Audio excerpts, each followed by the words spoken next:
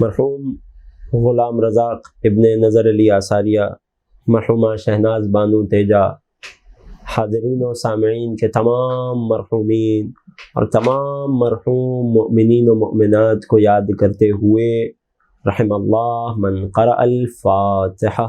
بسم اللہ الرحمن الرحیم، الحمد للہ رب العالمین، الرحمن الرحیم مالک یوم الدین، ایاک نعبد و ایاک نستعین، اہدنا الصراط المستقیم صراط الذین انعمت علیہم غیر المغضوب علیہم ولا الضالین۔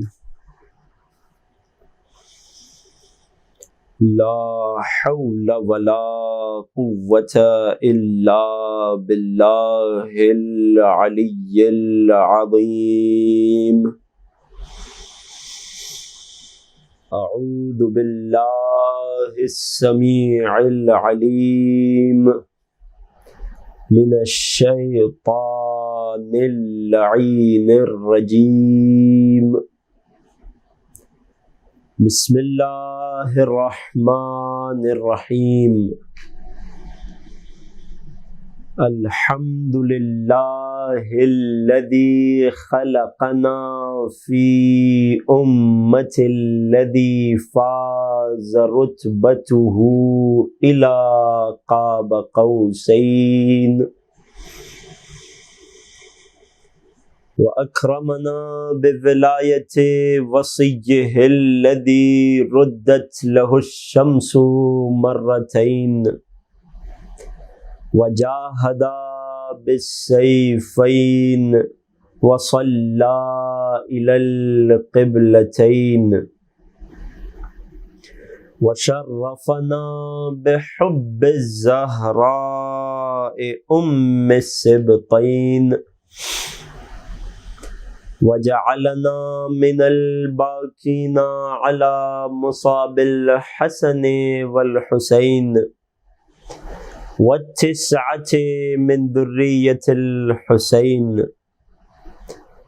الذين من بكى على مصابهم رجح حسناته أعمال الثقلين والصلاة والسلام والتحية والإكرام على أشرف الكونين رحمة للدارين جد الحسنين أعني أبا القاسم محمد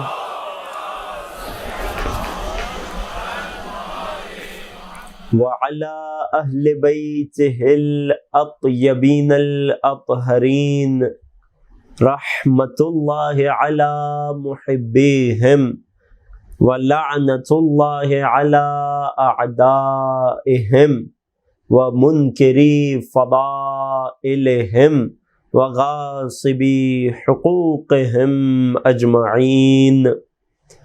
اما بعد فقد قال رسول اللہ صلی اللہ علیہ وآلہ ان للحسین فی بواطن المؤمنین معرفة مکتوما صدق رسولنا النبی الکریم۔ درود ہدیہ کیجئے محمد و آل محمد پر۔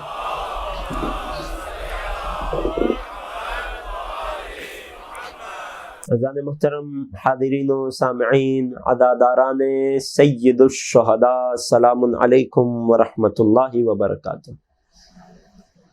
اربعین امام حسین علیہ افضل الصلاۃ والسلام کی مناسبت سے منعقد کردہ یہ سلسلہ مجالس گفتگو کا عنوان معرفت امام حسین از زیارت امام حسین۔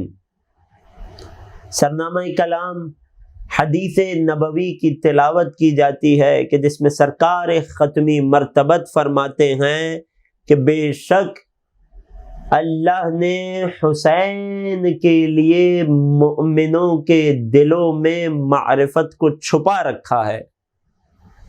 ان مجالس کے انعقاد کا مقصد، اس گفتگو کا مقصد اور اس عنوان کے انتخاب کا مقصد زیارت معرفت امام حسین کے جو مومن کے دل میں پوشیدہ ہے اسے دریافت کرنا ہے، اسے آشکار کرنا ہے۔ اس حوالے سے ہم نے عرض کیا کہ آقا کی معرفت کا بہترین ذریعہ مولا کی وہ زیارات ہیں کہ جو ائمہ نے ہمیں تعلیم دی۔ ایک مرتبہ کوئی عام انسان، کوئی غیر معصوم، کوئی گنہگار اپنی زبان سے حسین کی مدح و ثنا کرے، حسین کی تعریف کرے، اور ایک مرتبہ خود امام معصوم کہ جن سے بہتر حسین کو کوئی نہیں جان سکتا، وہ ہمیں بتائیں کہ حسین کون ہے، حسین کیا ہے۔ تو وہ زیارات کے جو ائمہ نے امام حسین کے حوالے سے ہمیں تعلیم دی، وہ بہترین ذریعہ اور وسیلہ ہیں آقا کی چھپی ہوئی معرفت کو دریافت کرنے کا۔ کئی زیارتیں ہیں، ہر زیارت پہ گفتگو نہیں کی جا سکتی اس وقت۔ کیا کیا گیا؟ ان ایام سے مناسبت اور مماثلت رکھنے والی زیارت، امام حسین کی وہ زیارت کہ جو روز اربعین پڑھنے کے لیے تعلیم دی گئی ہے، اس زیارت کا انتخاب کیا گیا کہ اس کے کلمات پر گفتگو کی جائے اور ان کلمات کی روشنی میں آقا کی معرفت میں اضافہ کیا جائے، آقا حسین کے معارف کو بیان کیا جائے۔ اس حوالے سے گزشتہ گفتگو میں بات یہاں پہنچی تھی کہ ہم نے زیارت اربعین کے راوی، وہ شخص، وہ باکمال، وہ خوش نصیب، وہ خوش گفتار، وہ خوش کردار انسان، وہ صحابی جلیل کہ جسے چھٹے امام نے اتنی عظیم امانت دینے کے لیے اختیار کیا، جسے چنا، وہ راوی صفوان بن مہران جمال، ان کے حالات زندگی پر کچھ گفتگو کی گئی تاکہ یہ سمجھ آ سکے، یہ محسوس ہو سکے کہ امام اتنے جلیل القدر صحابی کو جس زیارت کی تعلیم دے رہے ہیں، اس زیارت نے اپنے اندر معارف کے سمندر کو سمیٹ رکھا ہے۔ گزشتہ گفتگو میں راوی پر بحث مکمل ہوئی۔ میں نے عرض کیا تھا اور اپنے وعدے کے مطابق کہ اس زیارت کی گہرائی کا، اس میں پوشیدہ معارف کا اندازہ اس بات سے لگایا جائے کہ اس کے ایک ایک لفظ پر گفتگو کی جا سکتی ہے، اور آج ہماری گفتگو اس زیارت کے فقط پہلے لفظ پر رہے گی۔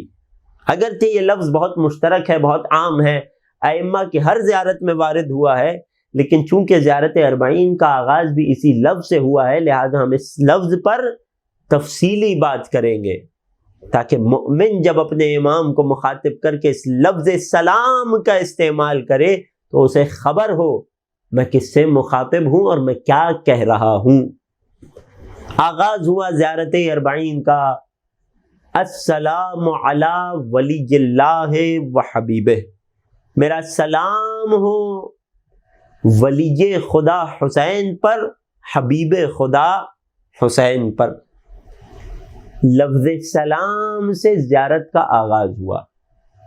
چاہتا ہوں کہ توجہات میرے ساتھ رہیں تو اس زیارت اربعین کے معارف میں غوطہ زن ہونے میں لطف آئے گا۔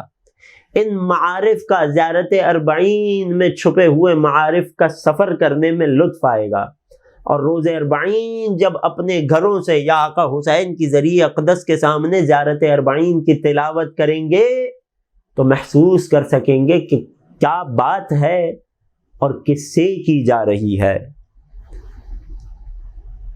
سلام کیا ہے؟ سلام تحیت اسلام ہے۔ سلام مسلمانوں کی علامت ہے، سلام مسلمانوں کا خاصہ ہے۔ رسول نے اس امت کو جو کئی تحفے عطا کیے ان میں ایک تحفہ سلام بھی ہے۔ یہ سلام کیا ہے؟ دنیا کی ہر قوم اور ہر مذہب میں تحیات کا، آداب کا، گریٹنگز کا کوئی نہ کوئی طریقہ ہوتا ہے۔ ہر قوم نے کوئی نہ کوئی طریقہ، کوئی لفظ ایجاد کر رکھا ہے۔ کیوں؟ کیونکہ انسان کے مزاج میں یہ بات پوشیدہ ہے، انسان کی نفسیات میں یہ بات راسخ ہے کہ جب دو لوگ روبرو ہوں، ملاقات کریں، تو بات کا آغاز کسی اچھے کلمے سے ہونا چاہیے کہ جسے سن کر سامنے والا شخص، میرا مخاطب، اچھا محسوس کرے۔ اس انسان کی نفسیاتی ضرورت کے ماتحت دنیا کی ہر قوم نے، ہر ثقافت نے اور ہر مذہب اور دین نے اس گریٹنگز کے لیے کوئی نہ کوئی لفظ دیا۔ اگر انگریزی ممالک کا سفر کیا جائے تو وہاں ہمیں گریٹنگز کی صورت میں گڈ مارننگ اور گڈ آفٹرنون سنائی دیا۔ یہ کیا ہے؟ یہ گریٹنگز ہی تو ہیں، یہ بات کو آغاز کرنے کا ایک باادب سلیقہ اور طریقہ ہی تو ہے۔ اگر ہندوستان کا سفر کیا جائے تو ہندو دین سے تعلق رکھنے والے لوگوں نے لفظ نمستے کا انتخاب کیا۔ میں ایک ایک لفظ کے مطلب میں نہیں جاؤں گا، مجھے لفظ سلام پر بات کرنی ہے۔ الغرض یہ کہ ہر دین نے، ہر قوم نے ان گریٹنگز کے لیے کوئی نہ کوئی لفظ منتخب کیا۔ لیکن میں قربان ہو جاؤں اس دین حنیف پر، اس شریعت محمدی پر، کہ جب اس نے ہمیں گریٹنگز کا ادب سکھایا تو کیا کہا، کیا سکھایا کہ جب ایک دوسرے سے ملو تو کہو السلام علیکم۔ لفظی معنی کیا؟ تم پر سلامتی ہو، تم امان میں رہو، تم خیر اور عافیت سے رہو۔ توجہ کیجئے گا، وہ دین کے جس میں سب سے پہلی بات ہی یہ سکھائی گئی ہو کہ سامنے والے کو امن اور سلامتی کی دعا دی جائے، اس دین کا دہشت گردی سے کیا تعلق؟ توجہ کر رہے ہیں؟ اسلام کی تحیت، ہر دین کی اپنی ایک تحیت اور گریٹنگز ہے، اسلام کی تحیت ہے سلام۔ قرآن مجید میں خدا ارشاد فرماتا ہے وَإِذَا جَاءَكَ الَّذِينَ يُؤْمِنُونَ بِآيَاتِنَا فَقُلْ سَلَامٌ عَلَيْكُمْ كَتَبَ رَبُّكُمْ عَلَى نَفْسِهِ الرَّحْمَةِ۔ اے نبی، جب آپ کے پاس وہ لوگ آئیں جو ہماری نشانیوں پر ایمان رکھتے ہیں تو انہیں کیا کہہ کر مخاطب کیا جائے؟ فَقُلْ، ان سے کہیے سلام علیکم، تم پر سلامتی اور امن ہو۔ جب آپ مؤمنین سے اور مؤمنین ایک دوسرے کو مخاطب کر کے سلام کریں گے، نتیجہ کیا ہوگا؟ كَتَبَ رَبُّكُمْ عَلَى نَفْسِهِ الرَّحْمَةِ، تمہارے پروردگار نے خود پر رحمت کو لازم و واجب کر دیا ہے۔ یہ سلام ہے کہ جس کی روایات آل محمد میں اس قدر تاکید کی گئی کہ وہ رسول، میرا نوجوان دوست خصوصی توجہ کیجیے گا، وہ رسول مقبول کہ جن کے بارے میں قرآن کہتا ہے اِنَّكَ لَعَلَىٰ خُلُقٍ عَظِيمٍ، کہ اے نبی آپ اخلاق کے بلند ترین درجے پر فائز ہیں۔ وَمَا أَرْسَلْنَاكَ إِلَّا رَحْمَةً لِّلْعَالَمِينَ، اے نبی ہم نے آپ کو تمام جہانوں کے لیے رحمت بنا کر بھیجا ہے۔ وہ نبی کہ تمام اخلاقی کمالات اس میں ہیں، اس سے بہتر انداز گفتگو کسی کا نہیں، اس سے بہتر بات کرنے کا سلیقہ کسی کا نہیں، اس سے بہتر اخلاق اور آداب کسی کے نہیں۔ وہ نبی کے جو اخلاق کے بلند ترین مرحلے پر فائز ہے وہ ہمیں بتا کر گئے من بدأ بالکلام قبل السلام فلا تجیبوا، جو شخص بات کا آغاز کرے سلام کرنے سے پہلے، اخلاق کا پیکر نبی کہہ رہا ہے کہ جو ایسا کرے اسے جواب نہ دو۔ توجہ کر رہے ہیں؟ جو شخص سلام سے پہلے بات کا آغاز کرے، جو شخص کیسے ہو سے بات کا آغاز کرے، کیا حال ہے، مزاج گرامی سے بات کا آغاز کرے، اسے جواب نہیں دو۔ رسول نے بتایا ہے اخلاق یہ ہے کہ بات کا آغاز سلامتی کی دعا سے ہونا چاہیے، سلام کر کے ہونا چاہیے۔ بات کو محسوس کر رہے ہیں عزیزوں؟ یہ کوئی معمولی عبادت نہیں ہے۔ کہ مع الاسف آج ہمارے معاشرے میں اس کا رواج کم ہوتا جا رہا ہے، لوگ اسے بہت سبک جان رہے ہیں۔ نہیں عزیزوں، یہ سلام بہت بڑی عبادت ہے، کوئی اور نہیں، خود صاحب عزا حضرت سید الشہداء مولا و آقا ابا عبداللہ الحسین نے فرمایا، بہت مشہور فرمان ہے، میں فقط یاد دہانی کے لیے پڑھ رہا ہوں، لوگوں نے سب نے اس حدیث کو سن رکھا ہوگا، البتہ بہت سو کے لیے یہ بات نہیں ہوگی کہ یہ فرمان خود امام حسین سے منقول ہے۔ مولا فرماتے ہیں للسلام 70 حسنہ، اللہ نے اس سلام جیسی مختصر سی عبادت کے لیے کہ جسے لوگ بہت معمولی سمجھتے ہیں، اللہ نے اس سلام کے لیے 70 نیکیاں قرار دی ہیں۔ 69 للمبتدی والواحد للمجیب، اے خدا ان 70 نیکیوں کی تقسیم کیا ہے؟ کیا تو برابری اور انصاف سے تقسیم کرے گا؟ 35 سلام کی ابتدا کرنے والے کو، 35 جواب دینے والے کو نہیں۔ امام فرماتے ہیں کہ سلام کی 70 نیکیوں میں 69 نیکیاں ابتدا کرنے والے کی ہے، جواب دینے والے پہ واجب ہے، نہ دے گا تو گنہگار ہوگا، اگر دے دیا تب بھی اسے 1 نیکی ملے گی۔ مولا اتنا اہم ہے سلام میں پہل کرنا۔ توجہ کریں، امام حسین کا تعلیم کردہ ادب۔ میرے نوجوان دوست، میرے بزرگان، عادت ڈالیے ہر جگہ ہر بات سے پہلے گزرتے ہوئے ہر کسی کو سلام کرنے کی۔ نوجوان دوستوں، جب بھی کسی بڑے سے ملو پہلے سلام کرو، اور بزرگان اگر کوئی بچہ کوئی نوجوان بھول جائے تو یہ نہ سوچئے کہ میں عمر میں بڑا ہوں، نہیں، سلام میں پہل کر کے اسے سکھائیے کہ سلام پہلے کیا جاتا ہے۔ مولا اتنی اہم عبادت کہ ابتدا کرنے والے کو 69 نیکیاں اور جواب دینے والے کو فقط 1 نیکی۔ مولا اس اختلاف کا سبب کیا ہے؟ بعید نہیں کہ وجہ یہ ہو کہ کئی موقع زندگی میں ایسے آتے ہیں کہ جب انسان کو سلام میں پہل کرنے کے لیے اپنی انا کو قربان کرنا پڑتا ہے۔ یہ دین نام ہی اپنے آپ کو مٹا دینے کا ہے، یہ دین نام ہی اپنی انا کو قربان کرنے کا ہے، یہ دین ہی خدا کی عظمت کے مقابلے میں اپنے آپ کو کمتر سمجھنے کا ہے۔ وہ دین ہم سے چاہتا ہے کہ ہم بار بار دوسرے آنے والے کو سلام میں پہل کر کے اپنی انا کو مارتے رہیں۔ کبھی یہ خیال آتا ہے میں عمر میں بڑا ہوں، میں کیوں سلام میں پہل کروں؟ کبھی یہ خیال آتا ہے میں رتبے میں بڑا ہوں، میں کیوں سلام میں پہل کروں؟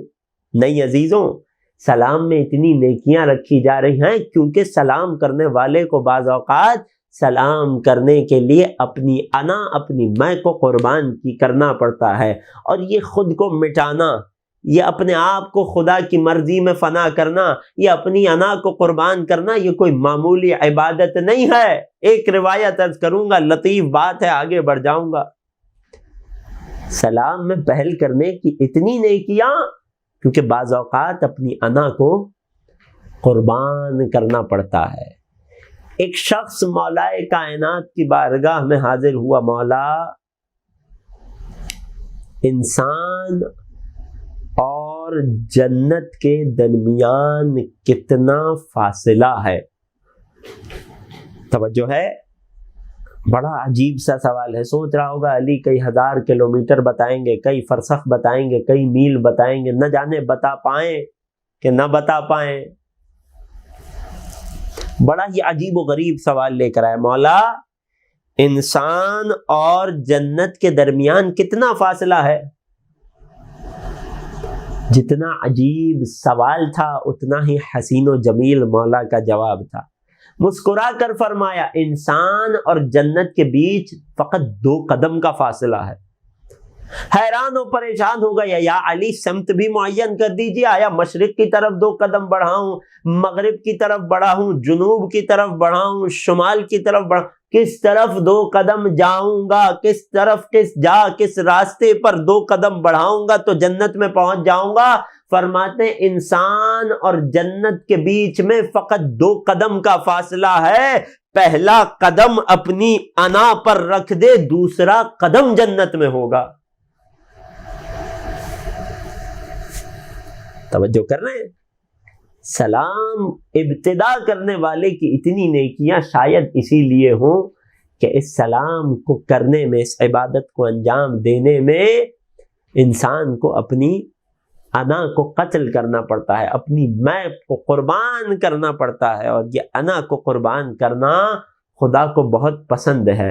خود کو بڑا سمجھنا خدا کو بڑا ناپسندیدہ ہے۔ واقعہ تو آپ نے سن رکھا ہوگا، فقط اشارہ کر کے گزر جاؤں گا۔ یہ انا کیا چیز ہے؟ یہ انسان کو ہلاکت میں ڈال دیتی ہے۔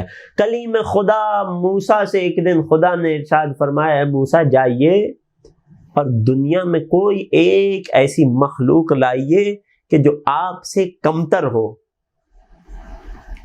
موسیٰ کون؟ اولو العزم نبی، کلیم خدا، نبی خدا، صاحب شریعت، صاحب تورات نبی۔ موسیٰ تشریف لے جاتے، بنی اسرائیل سے کسی گنہگار کو پکڑ کے لے آتے، خدا یہ رہا مجھ سے کمتر، یہ ہے گنہگار شخص، میں تیرا نبی ہوں۔ نہیں، موسیٰ چلے ہیں، بہت سوچا، بہت وقت لگایا، دوبارہ خالی ہاتھ خدا کی بارگاہ میں آئے۔ موسیٰ کسی کمتر کو لے کر نہیں آئے ساتھ، اے خدا میں نے بہت غور کیا، میں نے بہت سوچا، ایک ایک مخلوق پہ غور کیا، مجھے کوئی خود سے کمتر نظر نہ آیا۔ آواز قدرت آئی، اے موسیٰ اگر ایک بکری کے بچے کو بھی خود سے کمتر سمجھ کے آج میرے سامنے لے آتے تو میں تمہاری نبوت کو سلب کر لیتا۔ کبھی اپنی انا کا شکار نہ ہو، یہ آپ کی بدترین دشمن ہے۔ کبھی اپنے آپ کو کسی سے برتر نہ سمجھیے، جناب میں تو ان سے بڑا نمازی ہوں، میں تو مسجد میں پہلی صف میں ہوتا ہوں، یہ کہاں آخری صفوں میں کبھی آ جاتے ہیں، کبھی نہیں پہنچ پاتے ہیں، میں تو پہلی صف کا نمازی ہوں، میں تو ان سے زیادہ علم رکھتا ہوں، میں تو عمر میں ان سے زیادہ بڑا ہوں، میں ان سے بڑا نمازی ہوں، میں ان سے بڑا ماتمی ہوں، میں ان سے بڑا عزادار ہوں، میں تو ان سے زیادہ ولایت رکھتا ہوں، میں ان سے زیادہ خوش عقیدہ ہوں۔ نہیں جناب، کبھی کسی مومن کو خود سے زیادہ کمتر نہیں سمجھنا ہے، ہر کسی کو سلام میں پہل کرنی ہے۔ توجہات میرے ساتھ ہیں؟ سلام وہ ہے کہ جس کے بارے میں قرآن کی آیت کہتی ہے، لا يسمعون فيها لغوا ولا تأثیما الا قیلا سلاما سلاما، کہ اہل جنت میں کوئی بات نہیں سنیں گے، کانوں میں کوئی فضول یا گناہ کی بات نہیں آئے گی، فقط ایک ہی بات آئے گی، وہ سلام اور سلام کی بات ہوگی۔ یہ جنت میں مؤمنوں کی بات ہوگی۔ علی والوں، دنیا میں سلام کرنے کی عادت ڈال لو، جنت میں کام آئے گی۔ قرآن کی آیت کیا کہتی ہے؟ الذین توفاہم الملائکۃ طیبین یقولون سلام علیکم۔ مؤمنین وہ ہیں کہ جب فرشتے ان کی روح کو قبض کرنے بھی آتے ہیں تو ان سے کیا کہہ کر مخاطب کرتے ہیں؟ یہ مومن اس حالت میں ہوتا ہے جو پاک اور طیب ہوتا ہے، اور اگر تفسیر کی روشنی میں عرض کر دوں تو معصوم کے فرمان کے مطابق ہماری ولایت دل میں سجائے ہوتا ہے۔ فرشتے جب اسے لینے آتے ہیں تو کہتے ہیں سلام علیکم، تم پر سلامتی ہو۔ جنت میں مومن کی صدا سلام علیکم۔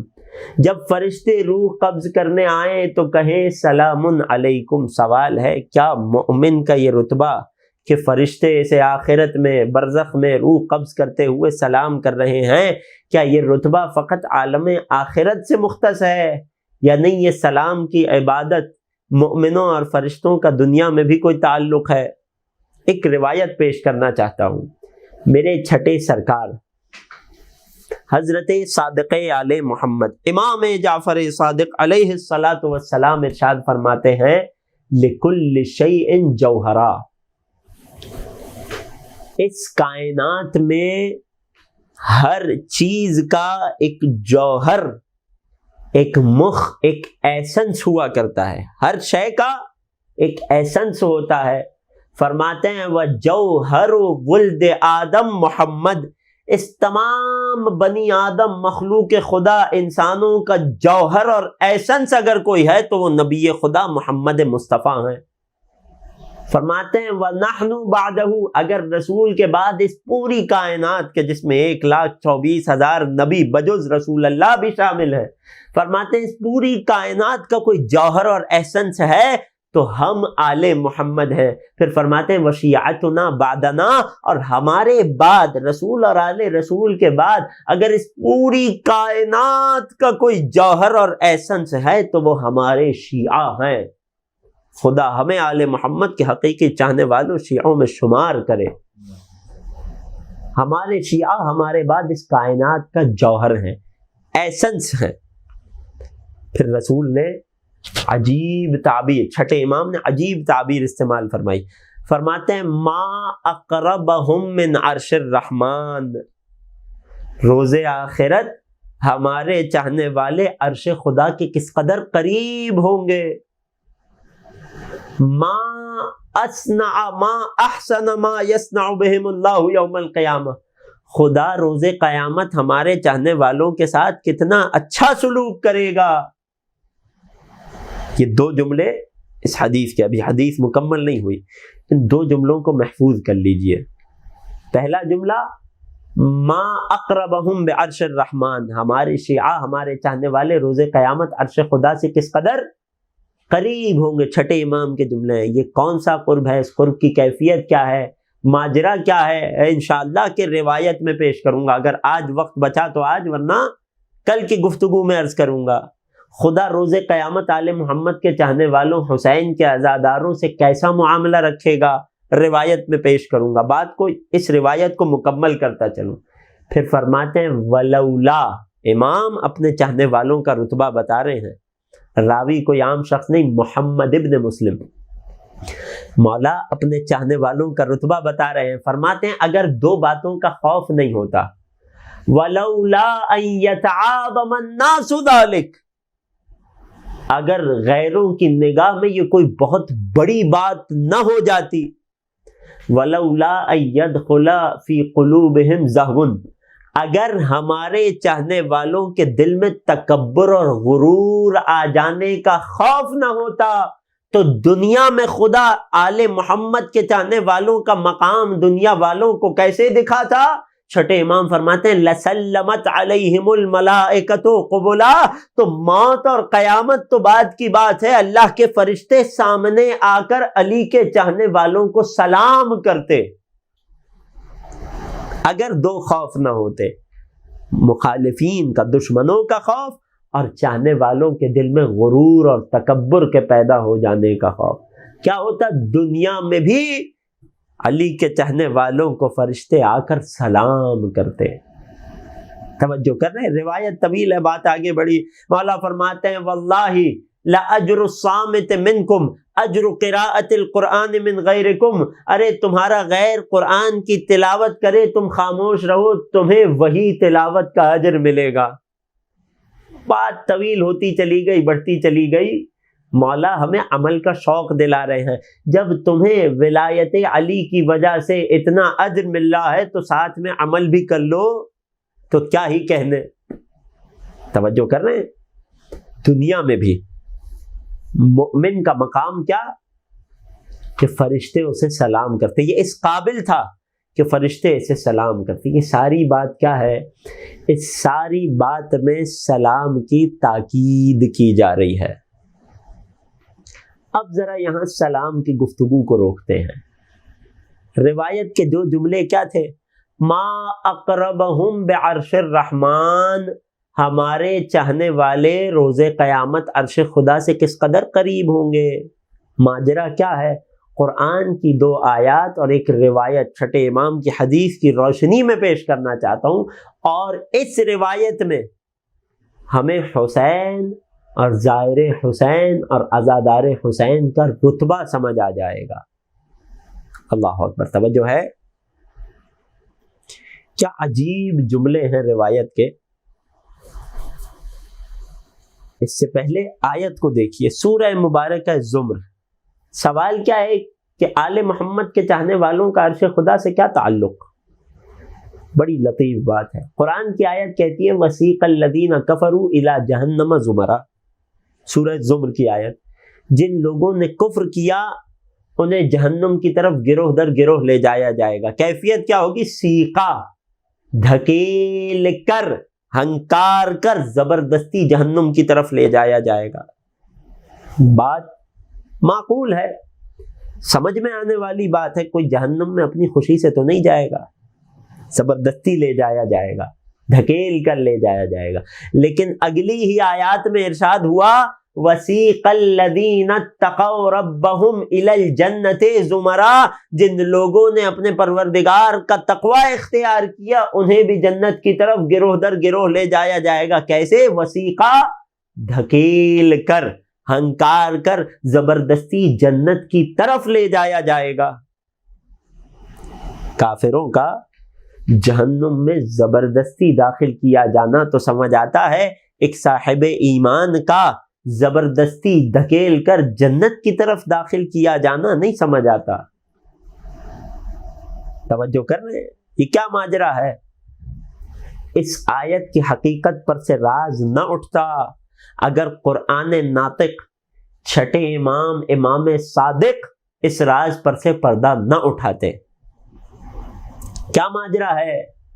فرماتے ہیں کہ جب روز قیامت ہوگا تو حسین کے زائروں اور حسین پر رونے والوں سے خدا کا معاملہ بڑا عجیب ہوگا۔ مولا فرماتے کل عین باقیۃ فی یوم القیامہ، روز قیامت ہر آنکھ اشکبار ہوگی، رو رہی ہوگی، حسرت و یاس اور پریشانی کے عالم میں ہوگی۔ الا عین بکت علی مصاب الحسین، سوائے ان آنکھوں کے جو حسین کے غم میں دنیا میں رویا کرتی تھی۔ فإنها ضاحکۃ مستبشرۃ بما یراها، یہ آنکھ کے جو دنیا میں حسین پر روتی تھی قیامت میں بشارتیں، خوشخبریاں لے رہی ہوگی، خوشباش ہوگی اپنے آنے والے آئندہ حالات کو دیکھ کر۔ مولا کیا ایسے حالات ہوں گے، کیا خوشخبری حسین کے عزادار کو اپنے گریے پر ملے گی؟ فرماتے ہیں حسین پر رونے والے، حسین کے عزادار، حسین پر گریہ کرنے والے روز قیامت جب تمام مخلوق خدا حساب و کتاب میں ہوگی تو یہ عزادار حسین کہاں ہوگا؟ مولا فرماتے ہیں وَهُمْ حُدَّاثُ الْحُسَيْن تحت عرش الرحمن، تمام مخلوق سورج کے سوا نیزے پر ہونے کے باوجود سخت ترین گرمی اور تپش میں اپنے اعمال کا حساب دے رہی ہوگی کہ اس وقت حسین کا عزادار عرش خدا کی ٹھنڈی چھاؤں میں حسین سے ہم کلام ہوگا۔ اللہ اکبر۔ اب سمجھ آیا مولا نے کیوں کہا تھا اس روایت میں ما اقربہم من عرش الرحمن، یہ حسین کا چاہنے والا عرش خدا کے اتنا قریب تر کیوں ہے؟ زندگی میں حسین کی مجلس میں آتا تھا، قیامت میں بھی اسے حسین کی مجلس نصیب ہوگی، حسین کی بیٹھک نصیب ہوگی، اور حسین کی مجلس و بیٹھک کہاں ہوگی؟ عرش خدا کے سائے میں۔ تمام مخلوق اپنے اعمال کا حساب و کتاب دے رہی ہے، حسین کا عاشق، حسین کا عزادار حسین سے محو گفتگو ہے۔ یہاں تک کہ روایت کے عجیب جملے ہیں، جنت ان لوگوں کی مشتاق ہوگی لیکن انہیں جنت سے کوئی غرض نہیں ہوگی۔ اللہ اکبر۔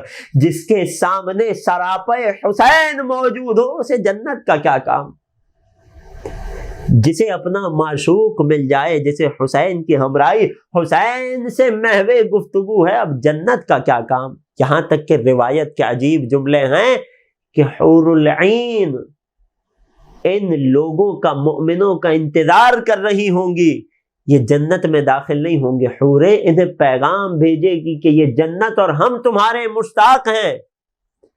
اللہ اکبر، عجیب جملے روایت کے۔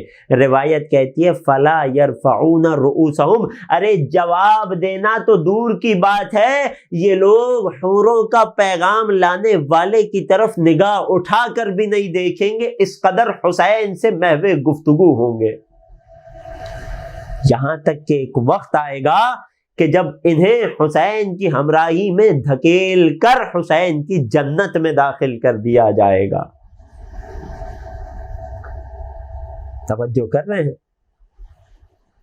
یہ معاملہ ہے عزادار سید الشہداء کے ساتھ خدا کا، کہ عرش خدا کے بہت نزدیک تر ہوگا یہ ظاہر۔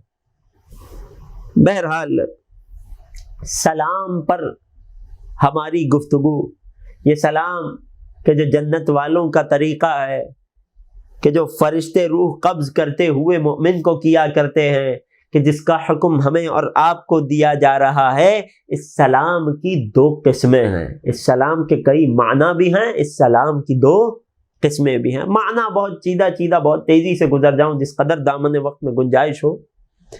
ایک مرتبہ ہم کہتے ہیں السلام علیک، یعنی تم پر امن اور سلامتی ہو۔ ایک مرتبہ ہم کہتے ہیں السلام علیک، مراد کیا ہے؟ معصوم نے بتایا سلام اللہ کے اسماء حسنہ میں سے ایک نام ہے۔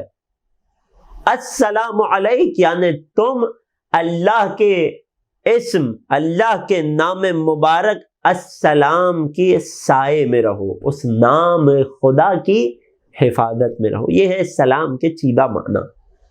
قسمیں کیا ہیں؟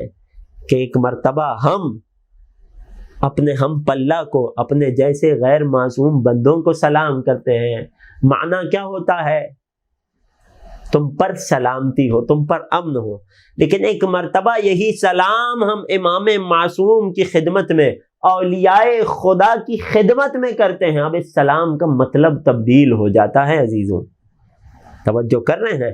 وہ سلام جو ہم ایک دوسرے کو کریں وہ دعا ہے، وہ سلامتی و حفاظت کی دعا ہے۔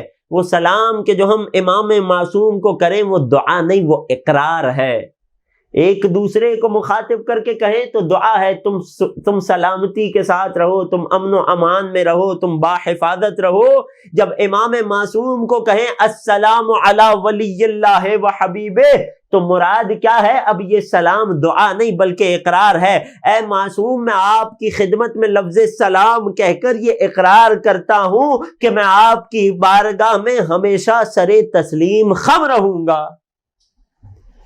میں ہمیشہ اپنے سر کو آپ کی بارگاہ میں جھکائے رکھوں گا، میں اپنا سب کچھ آپ کی بارگاہ میں تسلیم کرتا ہوں۔ دلیل کیا ہے؟ قرآن کی آیت، درود پر بڑی دلیل آیت کیا کہتی ہے؟ ان اللہ و ملائکتہ یصلون علی النبی، خدا اور فرشتے نبی پر درود اور رحمتیں نازل کرتے ہیں۔ یا ایھا الذین آمنو، اے ایمان والو، اے مومنو، صلو علی، نبی پر درود بھیجو، وسلموا تسلیما، اور ان پر سلامتی بھیجو، یعنی کیا؟ ان کے آگے سر تسلیم خم ہونے کا اقرار کرو۔ توجہ کر رہے ہیں؟ ایک ہمارا ایک دوسرے کو سلام ہے جو دعا ہے، ایک ہمارا سلام ہے امام کو کہ جو دعا نہیں بلکہ اقرار ہے، کہ جو عہد ہے، کہ جو تجدید عہد ہے، کہ جو ایک وعدہ ہے، مولا میں آپ کے سامنے لفظ سلام کہہ کر اقرار کر رہا ہوں کہ میں اپنے پورے دل، اپنی پوری چاہت کو، اپنے جسم و بدن و روح کو آپ کی بارگاہ میں تسلیم کر رہا ہوں، آپ کی اطاعت و فرما برداری میں خود کو دے رہا ہوں۔ توجہ کر رہے ہیں؟ پھر وہی سوال اٹھتا ہے، ابتدا میں بھی اجمالاً ذکر کیا تھا مجالس کی ابتدا میں، لیکن چونکہ یہاں موضوع ہے، یہاں تفصیل سے بات ہوگی۔ کوئی آ کر کہہ سکتا ہے جناب سلام تو زندوں کو کیا جاتا ہے، سلام تو زندوں کو کیا جاتا ہے، آپ قبر پر جا کر کس بات کا سلام کر رہے ہیں؟ اللہ اکبر! توجہ کر رہے ہیں؟ دو جواب پیش کروں گا، ایک جواب قرآن سے، ایک جواب حدیث آل محمد سے، ایک جواب اجمالی ہے، دوسرا جواب تفصیلی ہے۔ اجمالی جواب آج دے دوں گا، تفصیلی جواب انشاءاللہ کل کی گفتگو پر موکول کریں گے۔ لوگ اعتراض کیا کرتے ہیں؟ جناب سلام تو زندوں کو کیا جاتا ہے۔ یہ اعتراض کہاں کیا جاتا ہے؟ جیسے دیکھنا ہو کبھی مسجد نبوی چلے جائیے، کبھی جنت البقیع میں چلے جائیے، خدا ہم سب کو بار بار ان مقامات مقدسہ کی زیارت نصیب کرے اور ان مقامات مقدسہ کی حفاظت فرمائے، جنت البقیع کی تعمیر کے جلد از جلد اسباب فراہم فرمائے، وہ دن دکھائے کہ جب سکون اور اطمینان سے جا کر جنت البقیع میں حضرت شہزادی کونین کی قبر اطہر پر سلام کرے۔ لیکن آج جب لوگ سلام کرتے ہیں تو کہنے والا کہتا ہے سلام تو زندوں کو کیا جاتا ہے، یہ قبر پر آ کر مردوں کو سلام کیوں کر رہے ہو؟ اگر قرآن صحیح سے پڑھا ہوتا تو یقیناً اس آیت کی تلاوت بھی کی ہوتی، اور جب مسلمانوں سے شہید کا رتبہ پوچھا جاتا ہے تو فوراً سے اسی آیت کو پیش کرتے ہیں، وَلَا تَحْسَبَنَّ الَّذِينَ قُتِلُوا فِي سَبِيلِ اللَّهِ أَمْوَاتٌ، جنہیں اللہ کی راہ میں قتل کیا گیا، جو شہید ہوئے، خبردار انہیں مردہ نہ سمجھنا، بل احیاء عند ربهم یرزقون، وہ اپنے رب کی بارگاہ میں زندہ بھی ہیں، یرزقون رزق بھی پاتے ہیں، خبردار عام شہید کو مردہ نہ سمجھنا۔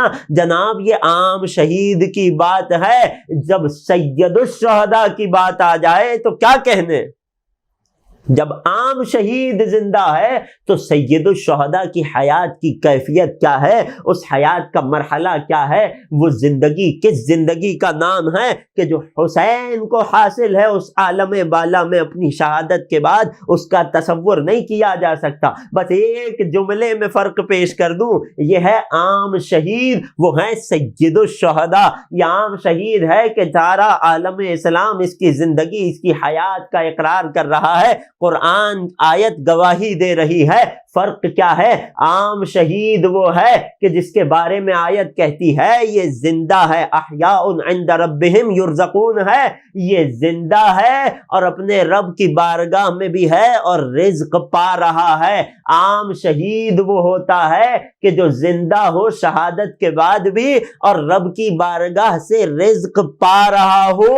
سید الشہداء وہ ہوتا ہے کہ جو نہ صرف رب کی بارگاہ سے رزق پا رہا ہو، جس کے صدقے میں ساری کائنات کو رزق مل رہا ہو۔ توجہ کر رہے ہیں عزیزوں؟ جب عام شہید کو زندہ مان رہے ہیں تو سید الشہداء کے بارے میں آپ کا کیا کہنا ہے؟ کیوں کر ہم حسین کو سلام نہ کریں کہ جو تمام شہیدوں کا سردار ہے، جو زندہ و جاوید ہے، کہ جس کا نام بھی آج تک زندہ و جاوید ہے، جس کا کام بھی آج تک زندہ و جاوید ہے، جس کی ذات و روح بھی آج تک زندہ و جاوید ہے، اور نہ صرف اپنے رب کی بارگاہ میں رزق پا رہے ہیں بلکہ ہمیں بھی دنیاوی رزق بھی دے رہے ہیں۔ جسم کا رزق بھی حسین کے صدقے میں ملتا ہے، بدن کا رزق بھی حسین کے تصدق سے حاصل کرتے ہیں، اور روح کی غذا اور معرفت خدا بھی حسین کے در سے ملتی ہے۔ یہ ہے اجمالی جواب قرآن کی آیت کی روشنی میں۔ تفصیلی جواب روایت آل محمد کی روشنی میں انشاءاللہ کہ کل کی گفتگو میں بات کا آغاز یہیں سے کروں گا۔ بس عزیزوں، ہم روز اربعین چہلم امام حسین کے قریب تر آتے جا رہے ہیں۔ ایام عزا اپنے اختتام کی طرف بڑھتے جا رہے ہیں۔ نہ جانے اگلے برس سانس کی ڈوریں جڑی ہوئی ہوں یا نہ ہوں، نہ جانے اگلے برس زندگی ہو نہ ہو، نہ جانے اگلے برس غم حسین منانے کی توفیق ملے نہ ملے۔ بس خدا سے ایک ہی دعا کرتے رہیں، اے خدا جب تک زندہ رہیں حسین کے عزادار بن کے رہیں، حسین کی زیارت کی توفیق ملتی رہے۔ ہاں عزیزوں، ہمیں حسین سے بڑی محبت ہے، بڑا عشق ہے، لیکن ایک ہستی ہے کہ حسین کو اس سے بڑا عشق اور بڑی محبت ہے۔ کون ہے؟ دل یہ چاہتا ہے کہ آج چند جملے حسین کی لاڈلی بیٹی سکینہ بنت حسین سلام اللہ علیہا کے حوالے سے پیش کیے جائیں اور آنکھوں کو نم کیا جائے، ام رباب کو خالی گودی کا پرسہ دیا جائے، اور جتنے بے اولاد مؤمنین و مؤمنات ہیں ان کی اولاد کے لیے اولاد کی دعا کی جائے۔ آپ نے دیکھا ہوگا کہ بچے بہت زیادہ سوال کرتے ہیں۔ حسین کی 4 برس کی یتیمہ بھی کربلا سے کوفہ، کوفے سے شام، شام کے قید خانے میں اپنے بھیا امام سجاد سے کچھ ایسے ہی سوالات کرتی ہوئی چلی آئی۔ ایک سوال بہت مشہور ہے جو آپ نے بارہا سن رکھا ہوگا، کہ جو سکینہ نے اپنے بھیا سجاد سے قید خانے میں پوچھا تھا، بلکہ بار بار پوچھا کرتی تھی۔ جب صبح کا وقت آتا، پرندوں کو پرواز کرتے دیکھتی تو پوچھتی، اے بھیا یہ پرندے کہاں جا رہے ہیں؟ مولا بتاتے، اے بہن سکینہ یہ پرندے اپنی غذا آب و دانے کی تلاش میں جا رہے ہیں۔ جب مغرب کا وقت قریب آتا، دوبارہ پرندوں کو اڑتے دیکھتی، بھیا اب یہ پرندے کہاں جا رہے ہیں؟ مولا جواب دیتے، بہن سکینہ اب یہ پرندے اپنے اپنے گھروں کو لوٹ رہے ہیں۔ بڑی معصومیت سے حسین کی ننھی سی لاڈلی شہزادی اپنے بھائی کی طرف حسرت سے دیکھ کر سوال کرتی تھی، بھیا ہم کب اپنے گھروں کو لوٹیں گے؟ یہ پرندے بھی اپنے گھر چلے جاتے ہیں، ہمیں کب گھر جانا نصیب ہوگا؟ ہمیں کب وطن لوٹنا نصیب ہوگا؟ ارے سید سجاد کیا کرتے، بہن کو دلاسے دیتے ہوں گے۔ کسے خبر تھی کہ جسے وطن جانے کی سب سے زیادہ خواہش تھی، ارے وہی شام کے زندان میں قیامت تک کے لیے رہ جائے گی۔ ارے سب چلے جائیں گے، سکینہ وہیں رہ جائے گی۔ ہاں عزیزوں، سکینہ کے ایسے ہی سوالات میں سے ایک سوال ایک روز اس بچی نے اپنے بھیا سے کیا، بھیا یہ بتائیے کہ انسان کی پیاس کی برداشت کے کتنے مراحل ہوتے ہیں؟ ذرا تصور کیجئے، 4 برس کی کم سن بچی ہے، چھوٹی سی بچی ہے، نہ جانے کن حالات سے گزری ہے کہ ذہن میں اتنا بڑا سوال آ گیا۔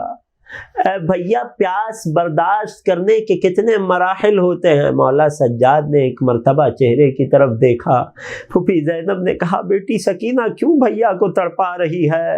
ارے امام سجاد نے عرض کیا، ہے پھوپھی اماں اس نے اپنے امام وقت سے سوال کیا ہے، ہم اسے جواب دیں گے۔ اے سکینہ پیاس کے 4 مرحلے ہوتے ہیں۔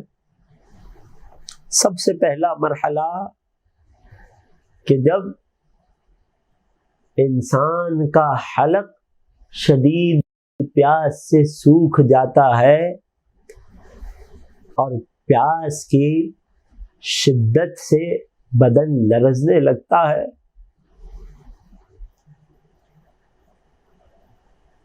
جیسے ہی بچی نے سنا، اے بھیا کربلا کے میدان میں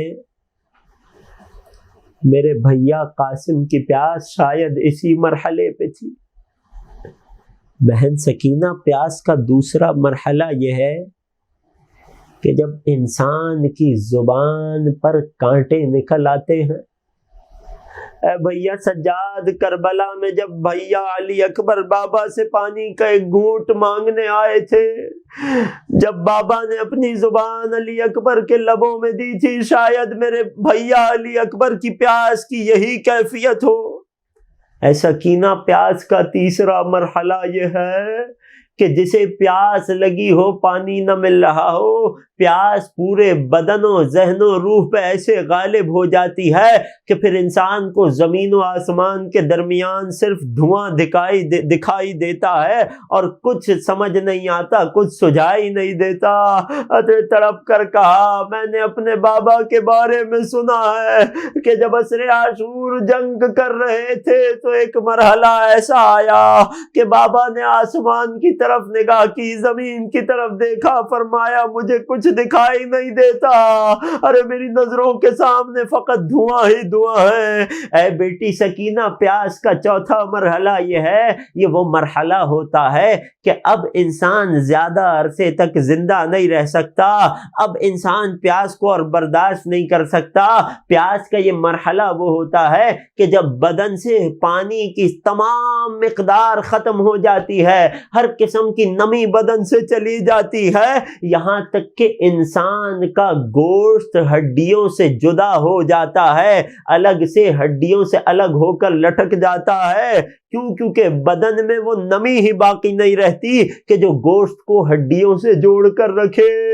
ہاں زادارو، تڑپ کے سنیے گا، سر کو پیٹ کے سنیے گا۔ جیسے ہی حسین کی یتیمہ نے اس چوتھے مرحلے کو سنا، اب کچھ نہ کہا، فقط اپنے ننھے ہاتھوں کو بھیا سجاد کے آگے کر دیا۔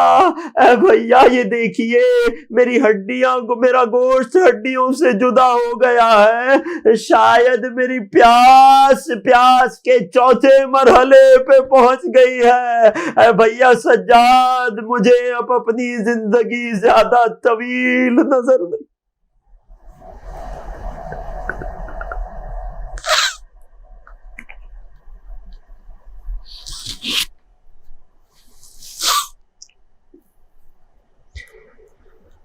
ألا ولعنة الله على القوم الظالمين وسيعلم الذين ظلموا آل محمد أي منقلب ينقلبون۔ بار الہا تجھے واسطہ یتیمیے سکینہ بنت حسین کا ہمارے ناصروں کو قلب نازنین مادر حسین کے لیے مرہم کا باعث قرار دے۔ بار الہا تمام حاضرین و سامعین کی تمام دلی حاجات کو بر فرما۔ بار الہا تمام مؤمنین و مؤمنات عزاداران سید الشہداء کی جان مال عزت و آبرو کی حفاظت فرما۔ بار الہا بانیان کی توفیقات خیر میں اضافہ فرما۔ بار الہا ہمارے مرحومین کی مغفرت فرما، انہیں جوار آل محمد میں جگہ عنایت فرما۔ سب سے بڑی دعا، سب سے بڑی آرزو، منجی بشر منتقم کربلا فرزند زہرا قائم آل محمد کے ظہور میں تعجیل فرما، اور ہمیں ان کے خاص اعوان و انصار میں شمار فرما۔ ربنا تقبل منا انک انت السمیع العلیم وتب علینا انک انت التواب الرحیم۔ ماتم حسین۔